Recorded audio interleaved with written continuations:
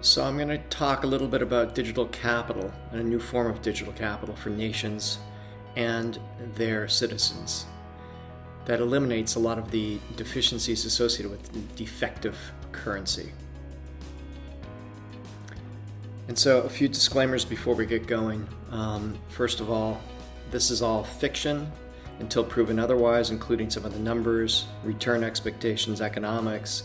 All opinions are mine and strictly mine. If you don't agree with me, please stop listening. My white paper is available for anybody that suffers from insomnia. And if you would like to learn more and actually engage in a serious discussion regarding rolling this out in your economy, your nation, my Bitcoin address is copied below. So I've got to give credit to a lot of people that have influenced me and educated me. The evangelists like Michael Saylor, he's a god. I mean, he is the king. Investors, Larry Fink, Cathie Wood, Michael Saylor as well, Elon Musk, Jack Dorsey. Books, I've read at least a dozen of them, and they're all listed here. Some of them are listed here. So I've done a lot of the work so that you don't have to, but please feel free to indulge. They're fun. And I've read a lot of research as well. These are some of the research reports that I've read. Some of them are terrific, actually, talking about defective currencies and why we're here. Basically, countries struggle because they're dealing with an antiquated system. And it's not their fault. It's just the evolution of currency and monetary systems has resulted in what we have today, which is clearly failing us as nations as well as the world. And it's just faulty from the ground up. There are 4 parts to this, or 5 parts to this. I don't know why that slide says 4 parts, but there's problems with the current monetary system. What is defective currency? Currency versus investments or assets, how to engineer a new system, and then quantifying that for anybody that is interested. So right now we have a broken system. It's equal to defective money. The system's broken as a result of just antiquated development and evolution. It is severely damaged and it needs a complete overhaul. But again, be careful about changing something because it just might happen. The way we operate today is based on 20th century technology and 20th century ideas. We've barely moved away from the barter system. We effectively have a broken banking system. We have exchange hours 9:30 to 4 that you can only trade certain assets and stocks. We have a banking system where it's extremely difficult to get money from one person to another, let alone across borders. It's slow, it's expensive. We're subject to various holidays, religious and otherwise, that countries superimpose upon us as people. Try moving any sort of money on Christmas at any point during the day, anywhere in the world. We should be operating 24/7 with no friction. We should be operating at light speed. We should be operating free, and we should not be subject to various holidays that are bestowed upon us. So what does a defective currency do? I mean, there is inflation and there's currency devaluation, and a defective currency has both. And inflation might be supply-demand related, while the defective currency is actually created as a result of mostly money printing. So it sucks the life out of us, and it just sucks. It represses nations, it impoverishes its people, it divides the world, and it eliminates opportunity across the board. There is 0% chance, if you have a defective currency, that you can accumulate wealth. There's 0% chance that if you issue a defective currency, you will actually create wealth for whoever is purchasing or using that currency. There's a 0% chance that a foreign country or foreign investment will come into your country as a result of your defective currency. And there's a 0% chance, that you will actually see some sort of maintenance in value associated with those investments. 0. It's like a staircase that's leading to nowhere. So what's wrong with our monetary system? What's wrong with money? Well, here's some examples. There are approximately 9, if not 12, different intermediaries associated with every single merchant transaction in the US. There's 9. Try moving money at night or on holidays or on a Saturday night. Try moving $100,000 through the border. Money is centralized, it can be printed, it can be controlled by a very few, and therefore we have what's called trusted parties that have proven themselves time after time after time again not to be trusted. So inflation and currency devaluation, these are the twin thieves that rob us of any sort of value creation, any sort of wealth preservation, any sort of real tangible opportunity. Together, these are defective currencies. We have 195 countries in the world, 180 currencies, 100% of them are defective. We have 8 billion people suffering the consequences of a defective system, with 700 million people living on less than $2.15 a day. 1.5 or 1.85 billion people living on less than $3.65 a day. And we have approximately 50% of our world living in poverty. The $2.15 is what's called abject poverty. So we've got 4 billion people really without opportunity, without banking, without assets, without value. And they're living hand to mouth. For countries and its citizens, inflation and currency debasement robs us of a lot. It increases the cost of living today, it decreases the purchasing power for everybody, it loses investment value, and it increases the cost of financing anything from a new business to a country that has deficits. So I'm going to talk a little bit about rebuilding our global economy with digital capital.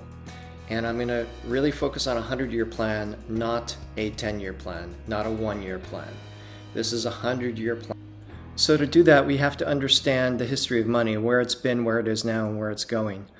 And in the past, we had commodity money. This is the oldest form of currency. We had a barter system for various products and services that either were associated with our livelihoods or our lives, multiple ledgers, and we were very, very regional, super regional.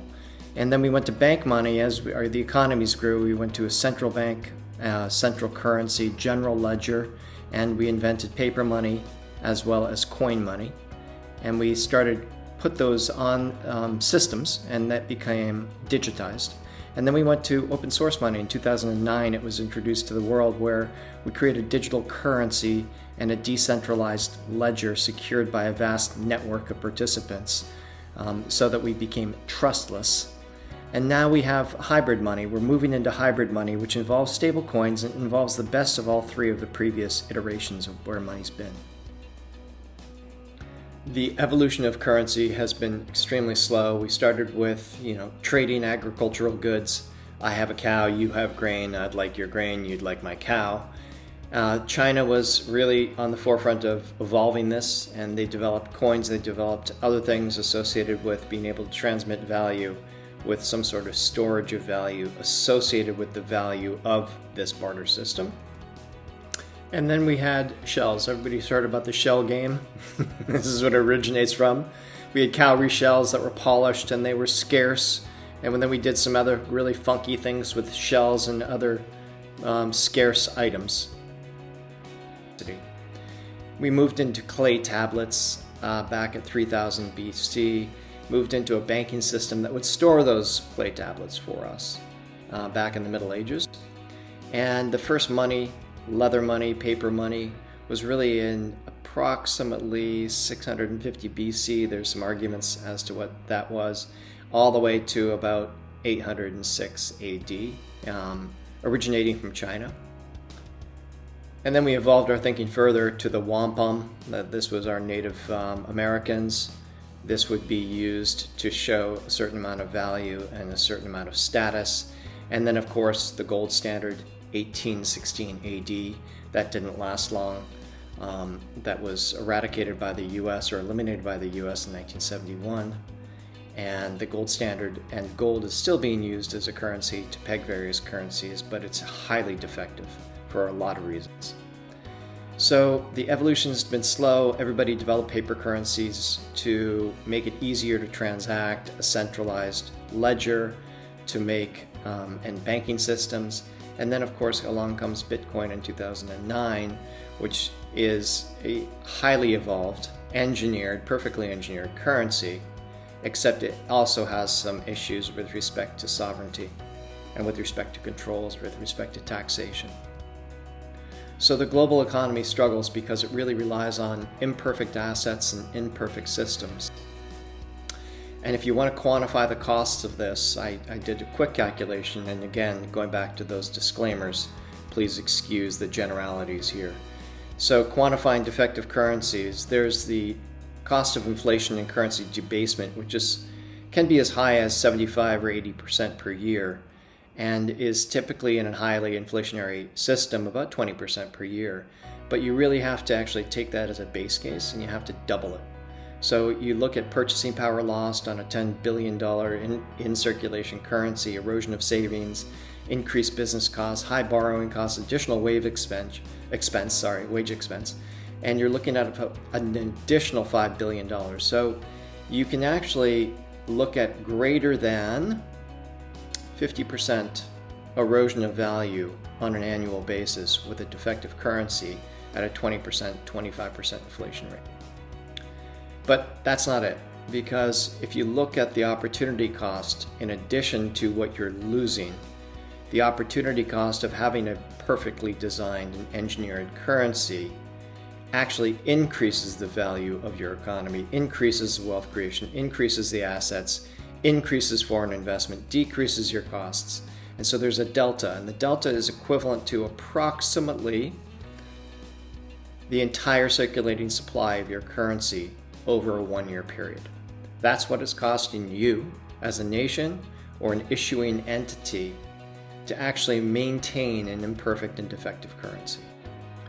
So one of the smartest people of all time, Nikola Tesla, he would describe money as understanding the dynamics between energy and frequency and vibration. So what does that mean? Well, energy can be considered money and capital and wealth.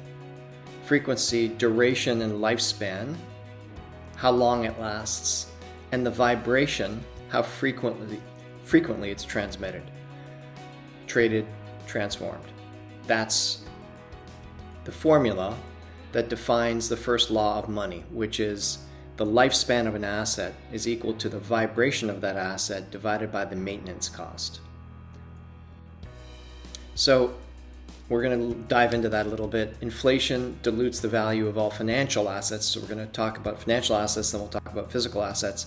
But financial assets are affected by more than just inflation. They're affected by tariffs and tolls and torts and transfers and taxes and capital gains and dividends and inheritance and gifts and properties and competition and weather and accidents and war and crime, obsolescence and incompetence.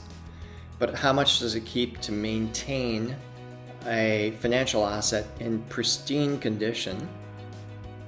And what do I have to spend each year on doing that? While the whole world might be crumbling, how do I keep my financial assets on par with what it costs me to live?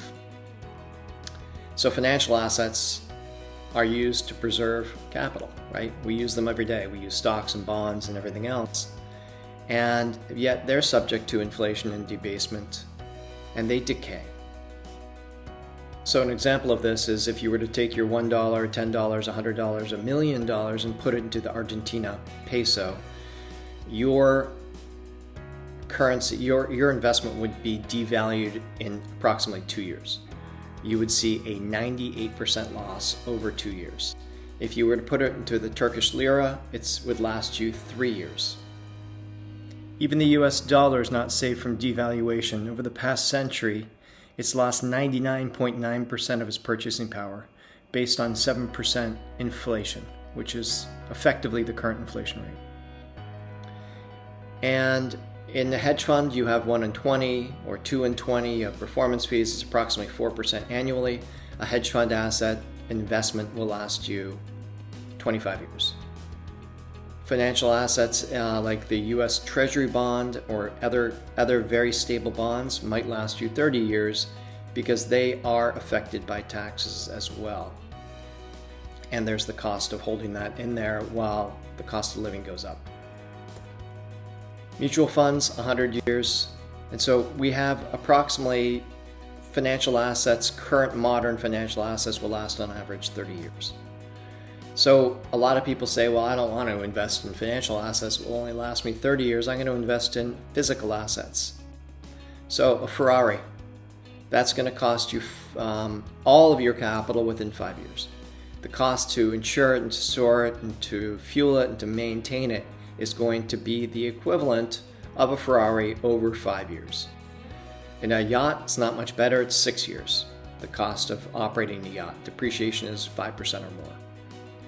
A home, $10 million home, is going to cost you $600,000 a year to maintain, in taxes and insurance and utilities and upkeep. That's 17 years. Silver, 22 years. Warehouse, 40 years, because it has some utility value. Gold, 62 years. The annual dilution of gold is 1.6%, so it will last you 62 years, assuming the price remains constant. A painting, 72 years. You've got storage, insurance, restoration, transport fees, and even culture risk. You got land in the US, 91 years. The average property tax in the US over the last century is 1.1%, and we assume no increase in property assessment.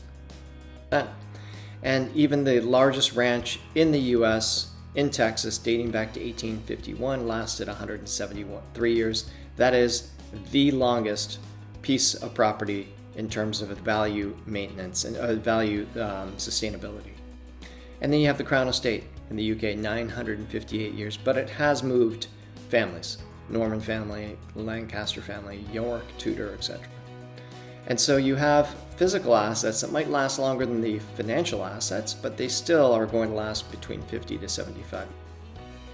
So entropy dilutes the value of all physical assets and financial assets. If you think about it, entropy, chaos, friction, it's what we actually live with every single day.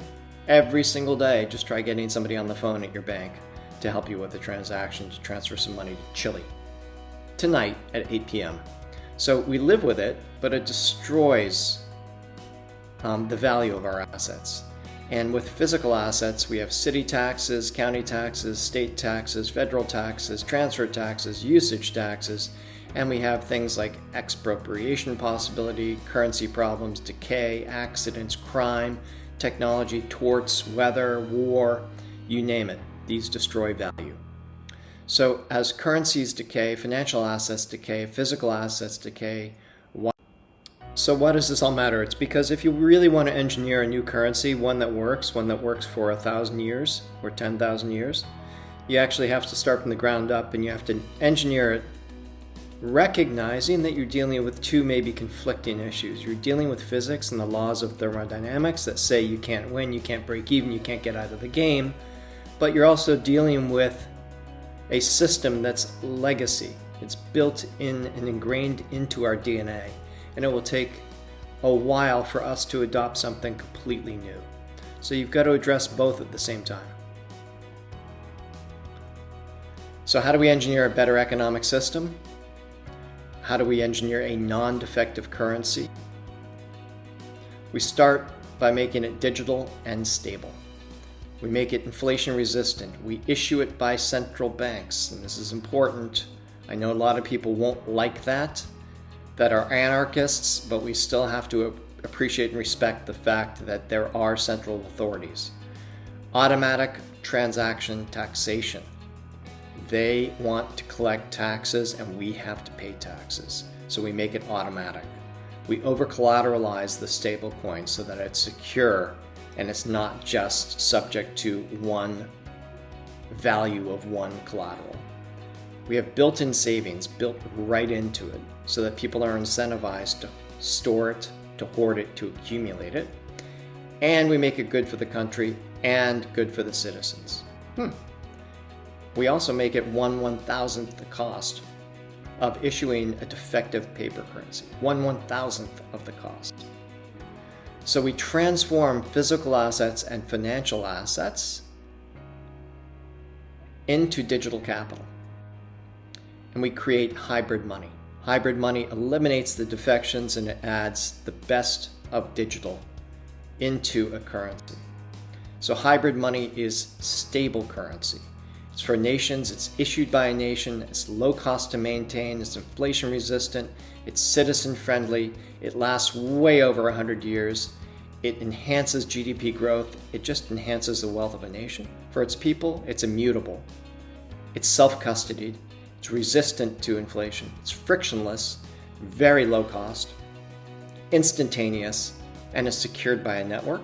And for both, there's automatic yield sharing or profit sharing, there's automatic sales taxation, there can be Sharia compliant, it can be over collateralized, sharing in the upside of the actual entity that issues it. There's investment products built around it, there's staking opportunities, there's international acceptance, and there's global appeal. These are some of the other benefits to the nation: international trade facilitation, financial inclusion, transparency and trust, economic diversification, cost savings, reduction in corruption and fraud, enhanced commodity markets, etc. So what does it look like? Well, it's mobile. It acts like a bank, automatically makes investments for you. It automatically is an investment. It's used for transactions. It can store value, and it can also collect taxes. So if we want to prosper in the 21st century, we need new ideas like this. And we can't just take old defective currency and make it better by repegging it to something. Well, I'm going to peg it to the dollar, I'm going to peg it to gold, I'm going to peg it to Bitcoin. That doesn't work. Never has, never will. It's just a flawed new thing. I've got to re-engineer the currency from the ground up. I've got to create infinite money. So we tried to do this in 2009. Satoshi introduced Bitcoin, which, by all intents and purposes, was extremely innovative, one of the most innovative introductions to the world in the last century in terms of investment assets. For those who haven't read the white paper, I would encourage you to do so. And today it's about $1 trillion. So overall, there's about $450 trillion of assets in the world. Bitcoin is 1 trillion. If you notice, there's money is 120 trillion on this. But there's no stable coins, because stable coins are so small. The largest stablecoin operator has $120 billion in value, and the next one, Circle, is much smaller than that. So we've got to find a better way out of the game and a better way to engineer, and the hybrid system I'm suggesting is actually a combination of currency, of commodities, combined with the best of digital capital. So you take countries' commodities, you add the best of digital, and you create a stable currency for the country. How do you do that?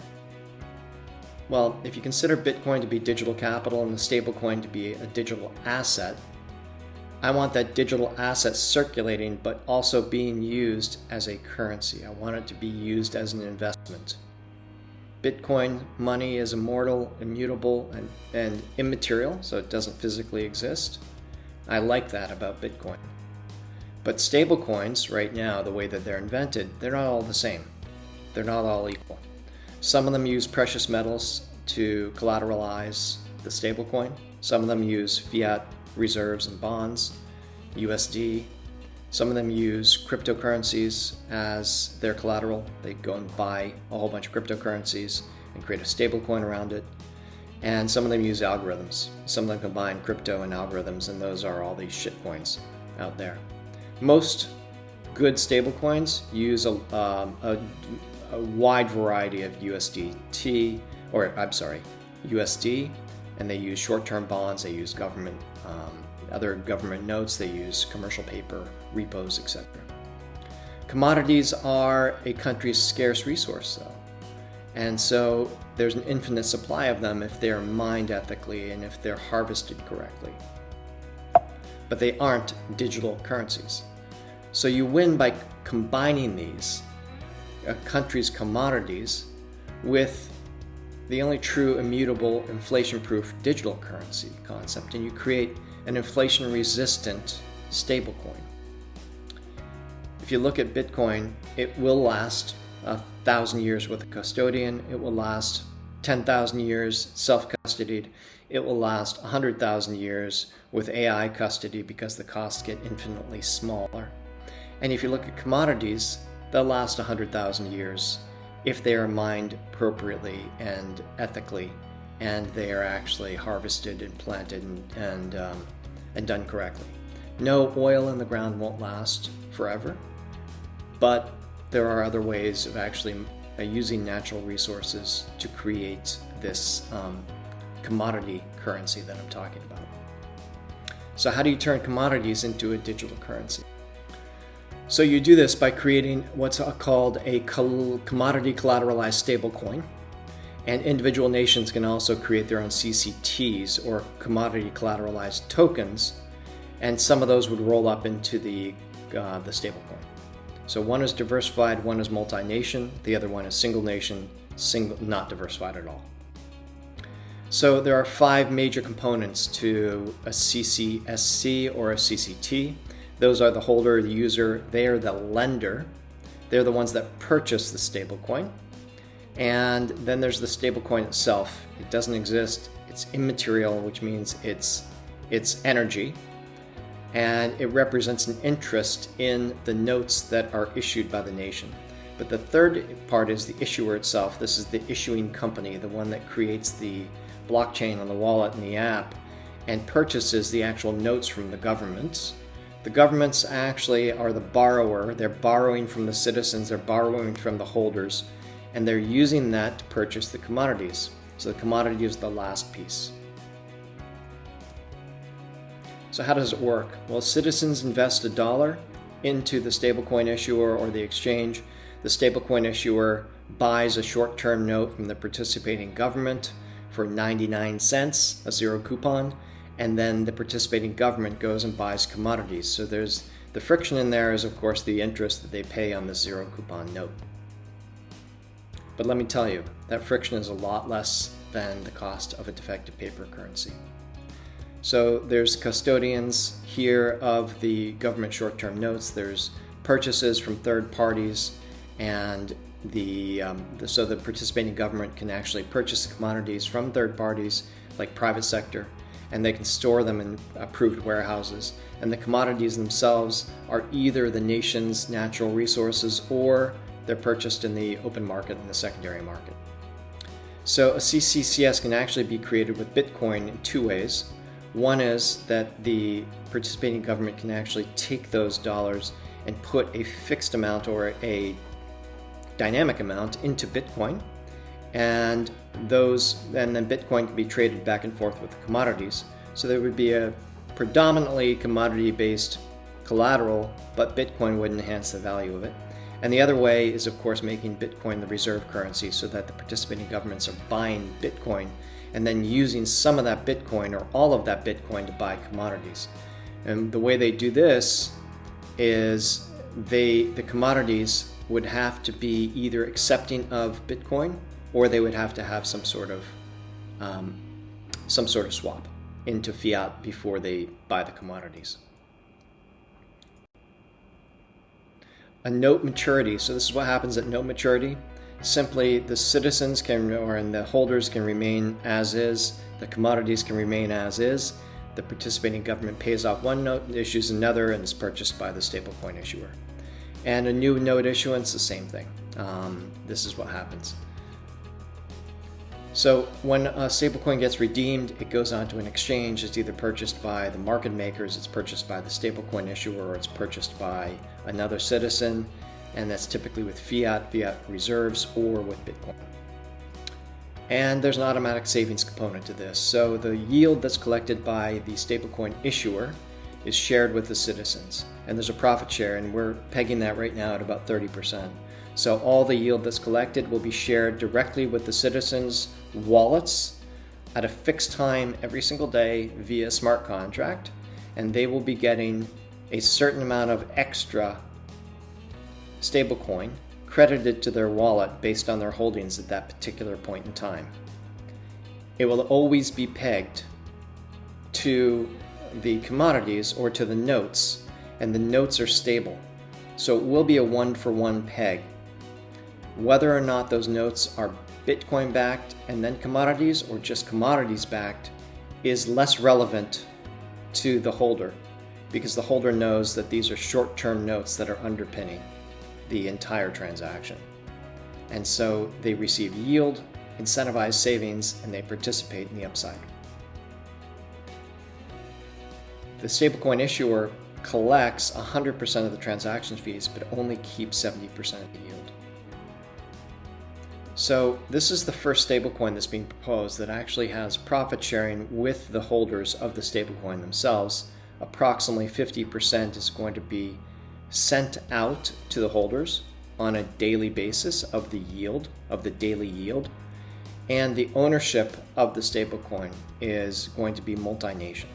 We're going to have a council, we're going to have bylaws, we're going to have participation at various levels, and the equity of the stablecoin holder will be multi-nation. So there's the ownership. So it's the first stablecoin with yield sharing, the first stablecoin issued by and owned by issuing nations. The alternative is that nations wait for USDT or USDC to come into their nation, and they don't control it, can't tax it, and it becomes a complete nightmare. So the outcomes: stability of your currency, yield sharing with citizens. Citizens help finance the commodity sector, control of the country's commodities, significant revenue generator, no hardware, blockchain level security, audited reserves, double collateralization, Bitcoin reserve optionality, and automatic taxation. Marketing and distribution: this is the responsibility of the nation, and they will be required to make available the digital wallets, make available the stablecoin for purchase, but it won't require any hardware upgrades. It will all be on a mobile device. So the security and collateral: full faith and credit of the issuing nation. Secondly, commodities. Third is reserves. It looks like this. There's 3 layers of collateral: highly confident and highest confidence, all the way down, including excess collateral associated with the commodities themselves, or excess notes. So over time, the issuer, which is us, will eventually be over collateralized between 10 to 30%. So you have the full faith and credit, you have the commodities themselves that are underpinning if the government defaults, and then you have excess collateralization. On Sharia compliance, I wanted to make this Sharia compliant, and so the way you do that is you have an app that can turn off the accumulation and the receipt of any sort of profit share. You can actually have the short-term notes collateralized as a Sharia compliant commodity transaction. You can have the stablecoin purchases include a wrapper so that they cannot purchase it unless it is Sharia compliant. And you can also choose not to offer profit sharing to your citizens. Those are the 4 levels of Sharia compliance. And from a revenue perspective, the first level is, of course, the interest on the notes, but there are transaction fees, partnership fees, integration fees, interest on reserves, and issuance and redemption fees. And those are just a small portion of the revenues that can be collected here. Here are the revenue opportunities for the stablecoin issuer. This isn't for the issuing nation. We've already gone through that, which is a delta of approximately equal to the same amount of issuing supply on an annual basis. This is for the stablecoin issuer, which we expect most nations to be part of. So with $5 billion, the stablecoin issuer can make approximately $517 million net a year. With $100 billion under management, we can make about $10 billion. And with $1 trillion in assets, we can make $103 billion a year. What is this hybrid system worth? Well, you're making a trade between defective currency for stable currency, country commodities for currency, something temporary for something permanent, inflation for stability, fragile versus resilient, local versus global, physical for digital, insecure versus immutable, and you can turn a commodity into something scarce. So some of the great trades in history, I don't have to go into these too much, but Manhattan was bought for 60 guilders. It was a 10 million times return, 10.5 million times return. I'm sorry, 10.5 billion times return. So today it's worth 2.1 trillion, actually more than that. France sells Louisiana for $15 million. There's Louisiana. The value is $12 trillion with an 800,000 times gain. And then, of course, there's the purchase of Alaska for and it's presently worth $1 trillion in oil. The gain is 140,000 times. And so with respect to this trade, there's $450 trillion of assets, financial assets and physical assets. And at 3% dilution, approximately the cost is $13 trillion it's costing us to maintain these defective physical assets and currencies and financial assets. And that equals to about a $270 trillion company if you were to put a 20 times PE multiple on it. So fixing this is a $270 trillion opportunity. And with Bitcoin as a reserve currency, it could be actually more than that, because Bitcoin has outperformed all of the other asset classes by a substantial amount over the last 5 years. It's the best performing asset class. So if you incorporate that into your strategy, then it becomes infinitely more valuable. So market cap, we're predicting in 2045 to be about 280 trillion from 1 trillion today, approximately 7% of the global assets. And the global assets grow to 4 quadrillion instead of where they are today, 450 trillion. So you take a macro forecast of 270 trillion for Bitcoin divided by 21 million Bitcoin, and each Bitcoin is worth $13 million. Today it's trading at approximately 60,000. So you look at the base case here, and the base case is 13 million. The bull case is 49 million per Bitcoin. A bear case, 3 million. And one has a 21% annual return, the other one has a 29, and the other one has a 30, I can't read it on my screen, 35% annual return. So this is what the landscape looks like. I think that the landscape is going to look like in 2045 to 2050. We're going to have Bitcoin be about 280 trillion. We will have all of these other assets that will have grown, except for gold, which will have grown as well, but it won't grow quite as much. And then we'll have a whole bunch of stablecoins. Whole bunch. We'll have 2.3 quadrillion, so 2,300 trillion of stablecoins. So what's it worth to you? You do a simple formula. You take your nation's currency supply, the circulating supply, divide it by the total monetary supply today, and that's your percentage of the globe. And then you multiply that times 270 trillion, and this is just, of course, in Bitcoin. So you take your circulating supply of currency, whether that's 10 billion, 20 billion, and you do the multiplication. In this case, $10 billion equals a complete transformation of $337 billion of value created. And this is just from Bitcoin, but I think it's going to be a lot larger than that. Now, this is where the numbers get a little funky, because if you do believe that stablecoins are going to have a material impact on the world, and it's going to be a total supply of about 2.3 quadrillion or 2,300 trillion, then you can use the same math to effectively calculate what your percentage ownership of that pool is going to be. So if you run the math, and again, it's very high level math, you look at a $10 billion circulated supply economy with a net positive impact participating in both the stablecoin as well as a portion of that in Bitcoin, and you get approximately a net value increase of $3.4 trillion.